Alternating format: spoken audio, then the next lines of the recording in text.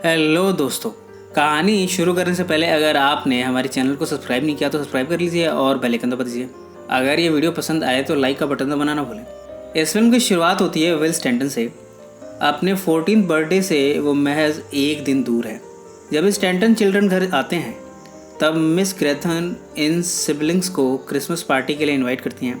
Miss ग्रेथन इस manner की local mistress हैं। मिस ग्रेथन का बटलर मैरीमैन लेओन भी इन्हें इस क्रिसमस पार्टी के लिए आने को कहता है।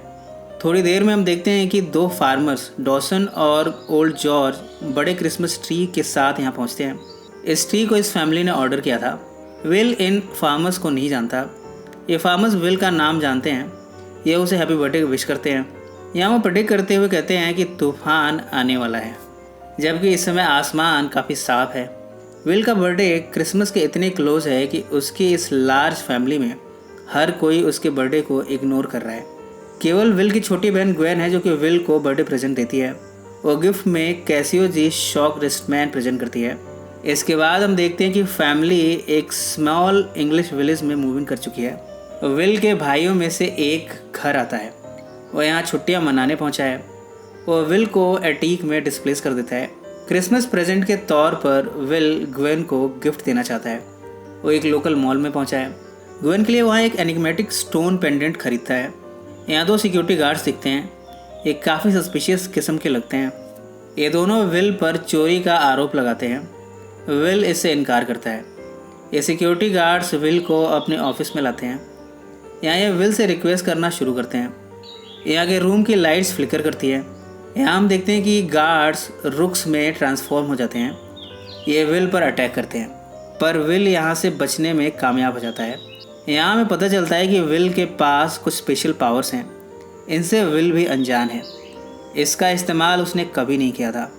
यहाँ विल अपने पावर्स का एक्सीडेंटली इस्तेमाल करता है। इन सब के बाद विल कुछ ऑड इंसिडेंट्स को एक्सपीरियंस करना शुरू करता है। अपने बड़े भाई स्टीफन से उसे एक स्ट्रेंज और सेल्टिक लुकिंग बेल्ट मिली है। मैनर में क्रिसमस पार्टी पर विल उन दो फार्मर्स डॉसन और ओल्ड जॉर्ज को देखता है। यहाँ हमें पता चलता है कि डॉसन और ओल्ड जॉर्ज विल को बड़े अच्छे से जानते हैं। इधर मिस ग्रेथॉन और मैरीमैन आपस में विल के बारे में डिबेट कर रहे हैं। इतने हम एक अट्रैक्टिव लोकल लड़की को देखते हैं। इसका नाम मैगी बार्नस है। ये इस पार्टी में पहुंची है। विल उसे देखते ही पसंद करने लगता है, पर जब वो अपने बड़े भाइयों में से एक को उससे अप्रोच करते हुए देखता है तब वो अपसेट हो जाता है। वो देखता है कि उसका बड़ा भाई मैगी से बातें कर रहा है। ये सब देखकर विल इस मैनर को छोड़ देता है। इसके बाद हमें एक ओमिनस फिगर को दिखाया जाता है। ये वाइट हॉर्स पर माउंटेड है। उसके साथ डॉग्स भी हैं। ये फिगर विल को चेस करता है। जैसे ये फिगर विल को मारने को होती है, मिस ग्रेथॉन, मैरीमैन, डॉसन और ओल्ड जॉर्ज अचानक से यहाँ आते हैं। अब तक ये फिगर विल को मैच कर चुकी है। ये फिगर पाती है कि विल वो मैच नहीं है जिसकी इसे तलाश है। ये सभी विल को बचा लेते हैं। मैरीमैन ने इस फिगर को नाम दिया है द राइडर। द राइडर इन्हें यहाँ वॉर्न भी करता है। वो कहते हैं कि अगले 5 दिनों में उसकी पावर द डार्क राइज होगी। यहाँ में इन चारों एडल्ट्स के बारे में पता चलता है कि एंशिएंट वॉरियर्स में से ये आखिरी हैं जो कि द लाइट को सर्व करेंगे। ये विल को टाइम और स्पेस के थ्रू वॉक कराते हुए एक जगह पर ले जाते हैं। इसका नाम है द ग्रेट हॉल।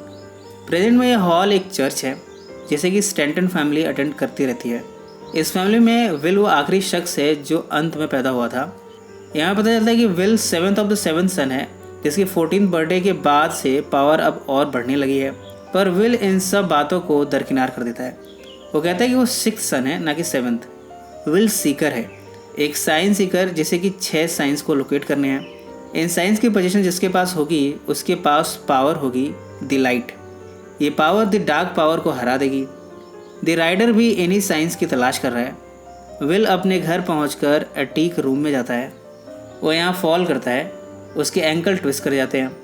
एक डॉक्टर विल को देखने आता है। ये द राइडर है जो अपने आप को डॉक्टर के रूप में डिस्गाइज कर रहा है, पर विल यहाँ उसे पहचान लेता है। यहाँ द राइडर अपनी पावर्स का इस्तेमाल करता हुआ विल के एंकल को और भी ख़राब कर देता है। इसके बाद रिस्टोर करके उसे उसी स्टेट में पहुंचा देता है जब विल को इंजरी हुई थी। वो विल को ऑफर करते हुए कहता है, मैं तुम्हारी कोई भी डिज़ायर पूरी कर सकता हूँ, बस मुझे वो साइन चाहिए। पर यहाँ विल इससे इनकार कर देता है। कुछ दिनों बाद विल अपने ट्विन ब्रदर टॉम को डिस्कवर करता है।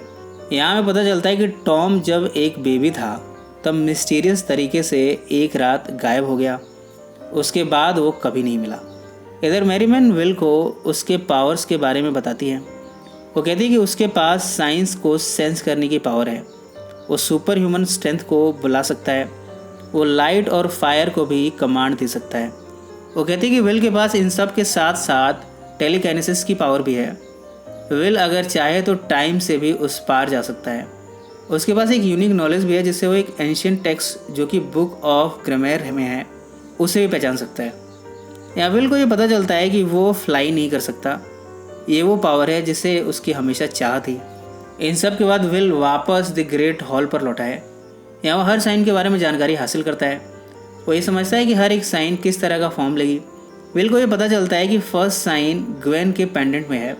साइन सीकर के तौर पर वो बाकी साइन के बारे में जानने के लिए टाइम के थ्रू ट्रैवल करता है। इधर द राइडर एक मिस्टीरियस फिगर को बनाता है। इससे वो विल से साइन को लेना चाहता है। इधर विल का भाई मैगी को अपने घर लाता है। वो अपने कुछ पावर्स को विल से रिवील करती है। विल यहाँ मैगी से अपने फीलिंग्स का इजहार करता है।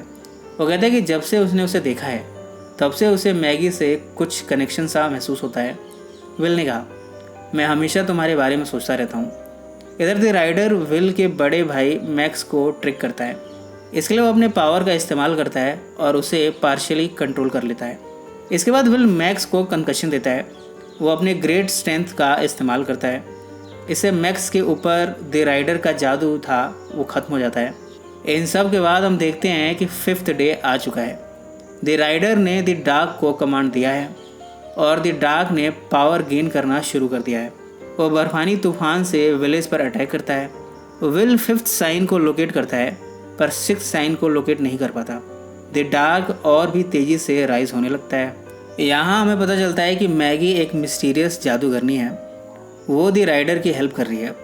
इसके बदले में द राइडर उसे हमेशा के लिए जवान बना देगा। पर यहाँ द राइडर ने उसे बिट्रे कर दिया है। उसे 5th साइन नहीं मिले और अब वो तेज़ी से एजिड होने लगी है। वो विल से साइन चुराने की कोशिश करती है। वो फ्लड ऑफ वाटर में गिर जाती है। विल और बाकी सभी द ग्रेट हॉल में शेल्टर लेते हैं। यहाँ द राइडर एंटर नहीं कर सकता जब तक कि उसे इनविटेशन ना मिले। द राइडर यहाँ पर अपनी ट्रिक खेलता है। वो विल के मदर और फादर की वॉइस को इम्पर्सनेट करता है। इसके साथ ही वो ग्वेन की भी वॉइस को इम्पर्सनेट करता है।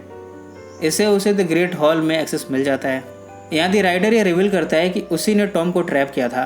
वो कहता है कि उसने टॉम को ही द सीकर समझ लिया था और उसे किडनैप कर लिया था। उसने उसे एक ग्लास के स्फेयर में किडनैप किया और इतने सालों से उसे अपने पास रखा। इसके बाद द राइडर विल को एक एविल डार्क क्लाउड में भेजता है। जब वो एंटर करता है तब वो 6th साइन की पहेली को सॉल्व कर लेता है। वो ये फिगर आउट करता है कि वो खुद ही वो 6th साइन है जिसकी उसे तलाश थी। अब चूँकि सभी 6 साइन आइडेंटिफाई हो चुके हैं, अब द राइडर विल को टच नहीं कर सकता और ना ही उसे कोई हानि पहुंचा सकता है। इसके बाद विल अपने पावर को द डार्क पर इस्तेमाल करता है। वो द राइडर को बैनिश कर देता है। द राइडर को अपने ग्लास के स्फेयर में कैद कर लेता है। इसके साथ ही द डार्क भी इसमें कैद हो जाता है। ये स्फेयर मर्की वाटर में डिसअपेयर हो जाता है। विल और टॉम इसके बाद यूनाइट होते हैं। इसके बाद वे अपनी फैमिली के पास लौटते हैं। इनकी फैमिली टॉम को देखकर अचंभित होती है और ये फिल्म यहीं समाप्त हो जाती है। ये कहानी आपको कैसी लगी कमेंट में ज़रूर मेंशन करें।